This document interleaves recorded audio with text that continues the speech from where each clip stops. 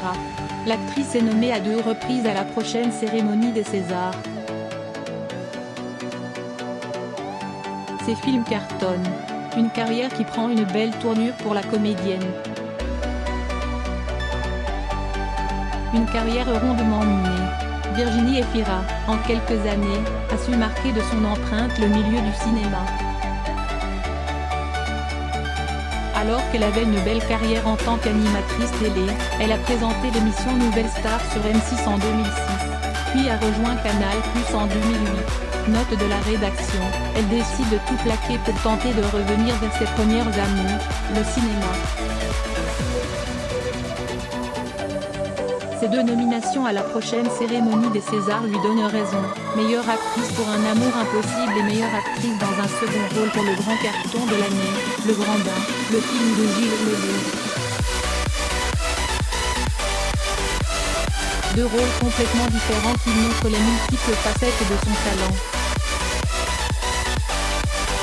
Passé de Rachel, le rôle fort d'une femme ravagée par un amour impossible, à Delphine, une maître nageuse complètement névrosée et sensible à la fois. Le saut est grand, presque comme un plongeon dans le grand bain.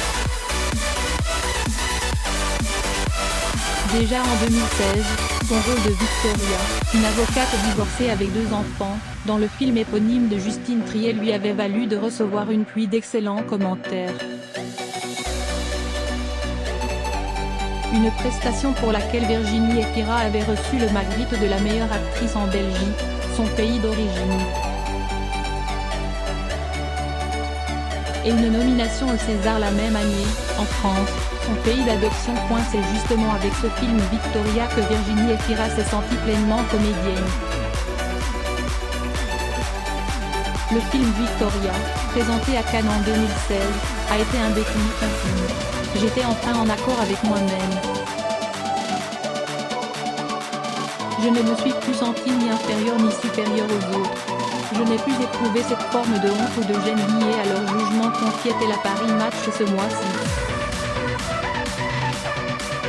On la verra bientôt dans un rôle complètement à contre-emploi, celui d'une religieuse homosexuelle du XVIIe siècle, dans Benedetta, le prochain film de Paul Verhoeven, tiré d'une histoire vraie.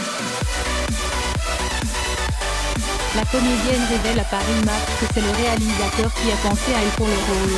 Paul Verhoeven l'a écrit pour moi. Au début je n'y ai pas cru. En lisant le scénario, je m'arrêtais toutes les 3 pages, je n'en revenais pas. La classe internationale.